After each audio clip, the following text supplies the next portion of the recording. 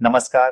आज हम महिंद्रा लॉजिस्टिक्स का Q1 FY26 earnings conference call पर चर्चा करेंगे।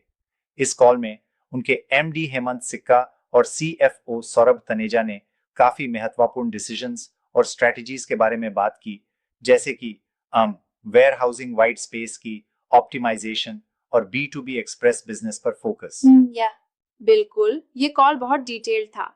एक बात, जैसे हेमंत सिक्का ने बताया कि उन्होंने 75 से 80 दिन ग्राउंड पर डिफरेंट टीम से मिलना शुरू कर दिया है। ये अप्रोच उनके नए रोल पर काफी पॉजिटिव इंप्रेशन छोड़ रहा है। हाँ, बिल्कुल।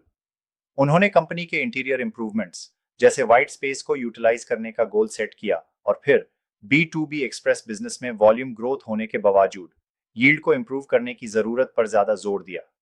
मतलब उनका कहना था कि सिर्फ लोड बढ़ाने से काम नहीं चलेगा, बल्कि रुपए पर की के हिसाब से भी प्रॉफिटेबल लोड चाहिए।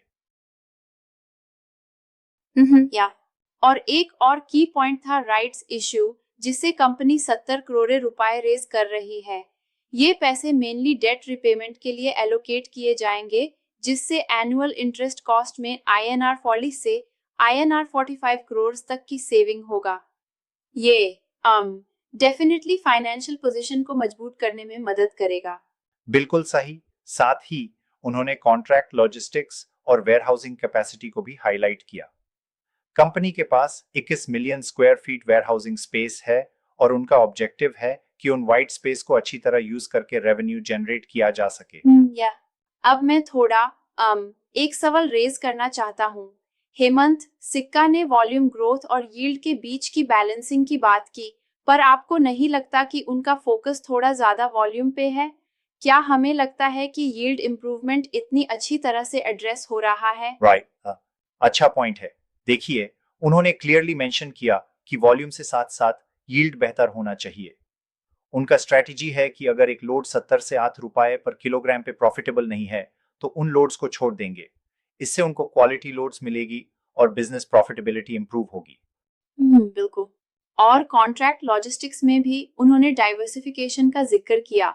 ऑटो और नॉन ऑटो सेक्टर्स दोनों पे फोकस कर रहे हैं, जिससे मार्केट रिस्क्स डाइवर्सिफाई हों और लॉन्ग टर्म ग्रोथ अपॉर्चुनिटी मिल सके। ये अप्रोच काफी स्ट्रेटेजिक लगती है। हाँ, सच में। और साथ ही कैपेक्स इन्वेस्टमेंट्स पर भी उनका नजर है। Historically INR 60 to 70 crore per year अब कॉशियस अप्रोच के साथ रिटर्न्स को देखते हुए इन्वेस्ट किया जाएगा। ये सब measures long term value creation के लिए इंपॉर्टेंट स्टेप्स हैं। राइट, या इस कॉल से एक बात तो क्लियर होती है कि महिंद्रा लॉजिस्टिक्स अपने operational execution, efficient white space utilization और स्ट्रेटेजिक इन्वेस्टमेंट्स के थ्रू मार्केट ग्रोथ का फायदा उठाना चाहता है। ये उनकी फ्यूचर विजन को भी सपोर्ट करता है। बिल्कुल। ओवरऑल ये कॉन्फ्रेंस कॉल एक इंसाइटफुल सेशन था, जिसमें लीडरशिप ने चैलेंजेस के साथ साथ अपॉर्चुनिटीज को भी क्लियरली हाईलाइट किया। ये क्लियर है कि अगले क्वार्टर्स में यील्ड स्टेबलाइजेशन और ब्रांच एक्सपेंशन पर काम होगा, जिससे उनका फाइनेंशियल परफॉर्मेंस और ऑपरेशनल एफिशिएंसी दोनों बेहतर हो सके। बिल्कुल। देखिए, सच में ऐसे in depth updates overall investors के लिए काफी हेल्पफुल होते हैं। मुझे लगता है कि ये स्ट्रैटेजिक क्लैरिटी आगे चलकर उनकी मार्केट परफॉर्मेंस को बूस्ट करेगी। एग्जैक्टली। थैंक यू आप सभी को सुनने के लिए। ये चर्चा हमारे लिए काफी एनलाइटनिंग थी।